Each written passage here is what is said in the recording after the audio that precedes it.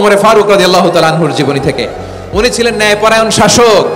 রাত্রিবেলা প্রজাদের কি হাল হাকিকত, কি অবস্থা, ঘুরে ঘুরে প্যাট্রোলিং করতেন পুলিশের মতো। তো সারা রাত প্যাট্রোলিং করে সারা রাত তিনি ঘুরেছেন কার কি অবস্থা দেখে শেষ রাতে তিনি ফিরে আসতেছেন। তিনি থাকতেন, সহিহ বুখারীতে এসেছে, কানা ইয়াসকুনু ফি আওয়ালিল মদিনা, মদিনার উঁচু এলাকায় থাকতেন। তো ফিরে আসার সময় উনি একটা প্রাচীর বেষ্টিত ঘরের পাশে দুইজন নারীর কথোপকথন শুনতে পেলেন। কয়জন নারীর? দেখি আপনাদের মনোযোগ আছে কিনা, বলেন কয়জন নারীর? একজন বৃদ্ধা, একজন যুবতী। উনি কান লাগিয়ে শুনতে পাচ্ছেন। বৃদ্ধা মা, ওমর ফারুক কাউকে দেখতে পাচ্ছেন না, শুনতে পাচ্ছেন। বৃদ্ধা মা তার যুবতী মেয়েকে বলে, এই তাড়াতাড়ি ওটের দুধ দহন করে ওটের দুধের সাথে পানি মিশাও, তাইলে কালকে বাজারে মদিনায় বেশি দামে বিক্রি করা যাবে, লাভ হবে অনেক। বৃদ্ধা মহিলা এটা বললেন।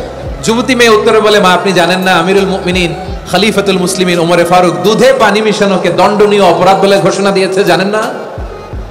এবার বৃদ্ধা মহিলা বলে, আরে পাগলি, এই ভোর রাতে আমিরুল মুমিনিন ওমর ফারুক আসবে কোত্থেকে? উনি আসবে কোত্থেকে? ওনার পাইক পেয়াদা সিকিউরিটি আসবে কোত্থেকে? কেউ দেখবে না। আরে কেউ দেখবে না, তাড়াতাড়ি দুধের সাথে পানি মেশাও। এই কথা যখন মা বলেছে, যুবতী মেয়েটা চমৎকার একটা উত্তর দিয়েছে।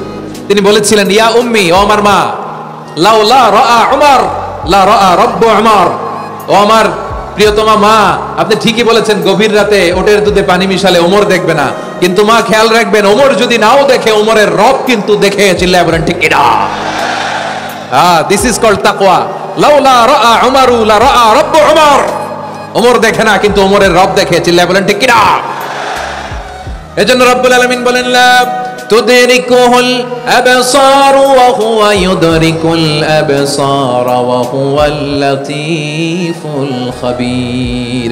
তিনি এমন সত্তা, দুনিয়ার কোন চোখ তাকে দেখে না, কিন্তু দুনিয়ার সবগুলো চোখকে, সব মানুষের অ্যাক্টিভিটিসকে, আরশের উপর থেকে সব কিছু মুহূর্তে মুহূর্তে দেখতে পান কে? তাহলে তাকওয়া কারে বলে বুঝতে পারছেন? দুনিয়াতে সাবধানে চলার নাম তাকওয়া। কেউ দেখে না কিন্তু আল্লাহ দেখে। এই সেন্স, এই জবাবদিহিতার ভয়, দ্য সেন্স অফ অ্যাকাউন্টেবিলিটি, এই সেন্স নিজের মধ্যে গ্রো করার নাম হচ্ছে তাকওয়া।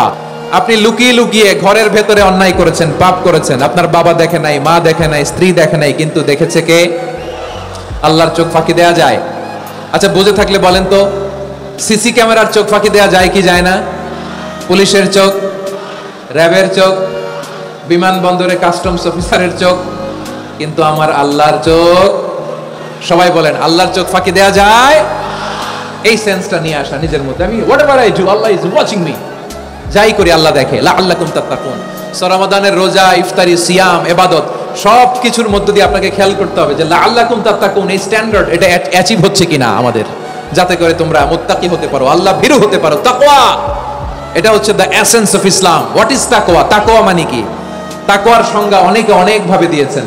আমি সরাসরি সাহাবাদের কাছ থেকে একটা সংজ্ঞা আপনাদের শোনাচ্ছি। ওমর ফারুক রাদিয়াল্লাহু তাআলা আনহু উবাই ইবনে কাব রাদিয়াল্লাহু তাআলা আনহুকে জিজ্ঞেস করেছিলেন, ইয়া উবাই মা হুয়া তাকওয়া? হে উবাই, তাকওয়া কি? তাকওয়া কাকে বলে? উবাই ইবনে কাব তিনি প্রশ্নের উত্তর না দিয়ে উনিও আবার প্রশ্ন ছুড়লেন। তিনি বললেন, ইয়া আমিরাল মুমিনিন, আমা সালাকতা তরিকান যা শাউক, আপনি কি কাঁটাযুক্ত রাস্তা দিয়ে মরুভূমিতে কখনো হেঁটেছেন? যে রাস্তার চারদিকে ক্যাকটাস, গুলমলতার কাঁটা, হেঁটেছেন? ওমর ফারুক বললেন, নাম, হেঁটেছি। বালা, হেঁটেছি। কাইফা আমিলতা, কিভাবে হেঁটেছেন? ওমর ফারুক বললেন, শাম্মারতু ওয়াজতাহাতু, আমি আমার জামা, জুব্বা আর চাদর আটোশাটো করে গায়ের সাথে এমন ভাবে মিলিয়ে রেখেছি, এমন সাবধানে হেঁটেছি যাতে করে মরুভূমির ক্যাকটাসের গুলমলতার কাঁটা আমার গায়ে বিঁধে না যায়। উবাই ইবনে কাব বললেন, ফাযালিকা হুয়া তাকওয়া। আরে তাহলে আপনি তো ঠিকই জানেন তাকওয়া মানে কি, এটাই তো তাকওয়া। ওই রাস্তা দিয়ে যেভাবে হেঁটেছেন, পুরো দুনিয়ার জিন্দেগিটা এইভাবে সাবধানে চলার নামই হচ্ছে তাকওয়া। চিল্লায় বলো ঠিক কিনা? এই দুনিয়াতে পাপ পঙ্কিলতা থাকবে, শয়তানির হাতছানি থাকবে, অপরাধ প্রবণতা থাকবে, নফসের খায়েশ থাকবে, অন্যায়ের হাতছানি থাকবে, সব কিছুকে দলে মুচড়ে পেছনে ফেলে সাবধান হয়ে এই দুনিয়ার সিরাতুল মুস্তাকিমের পথে চলতে হবে। যে রাস্তা শুরু হয়েছে দুনিয়াতে, শেষ হয়ে গিয়েছে আল্লাহর জান্নাতের ভেতরে। চিল্লায় বলেন ঠিক কিনা? আমার প্রিয় চাঁপাইনবাবগঞ্জের ভাইরা, এটার নামই তাকওয়া। উবাই ইবনে কাব বললেন, ও আমিরুল মুমিনিন, ওই কাঁটাযুক্ত গুলমলতার রাস্তার মধ্যে ঠিক যেমনি সাবধান হয়ে আপনি হেঁটেছেন, এই দুনিয়ার বুকে ওই সাবধান হয়ে চলার নাম হলো তাকওয়া। সুবহানাল্লাহ। তাহলে তাকওয়া কারে বলে? আমার চাঁপাইনবাবগঞ্জের কলিজা টুকরা ভাইরা, বুঝতে পারছেন?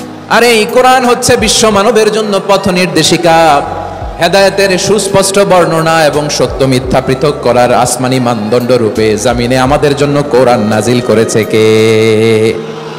আওয়াজ করে বলেন তো, আল্লাহর নাজিল করা এই কোরআনে কোনো ভুল আছে? সবাই বলেন নাই। সবাই বললে এতটুকু আওয়াজ হয় আমি বিশ্বাস করি না।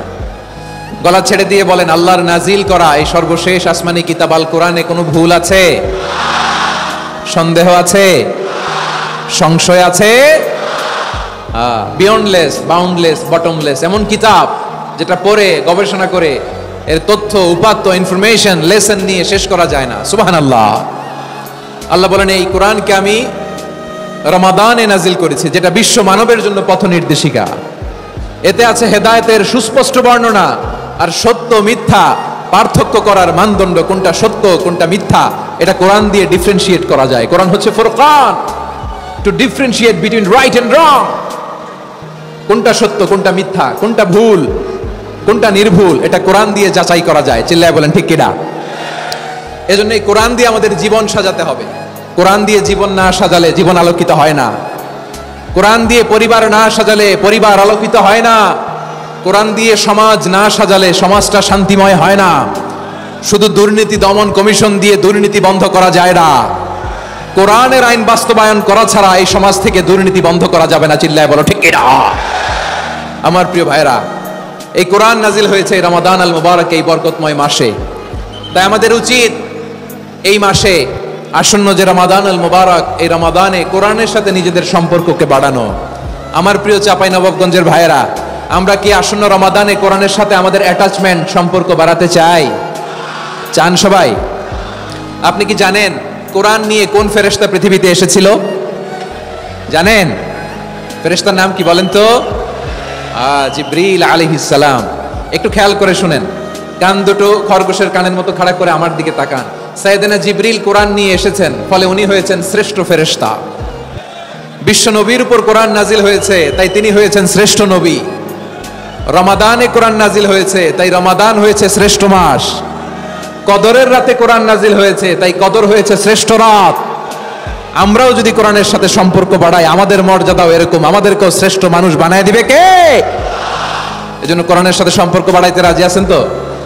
যারাই কোরআনের সাথে সম্পর্ক বাড়ায় এদের মর্যাদা বাড়ায় দেয় কে? দেখবেন আমাদের হাফেজে কোরআন, তারা ইন্টারন্যাশনাল কোরআন কম্পিটিশনে যে গোটা বিশ্বকে পেছনে ফেলে প্রথম পুরস্কার নিয়ে আসে। এত ছোট ছোট বাচ্চা, ও সমাজ বোঝে না, রাজনীতি বোঝে না, টাকা পয়সা বোঝে না, কিচ্ছু বোঝে না, কিন্তু গোটা বিশ্বে ওকে সম্মানের চেয়ারে আসীন করেছে কে?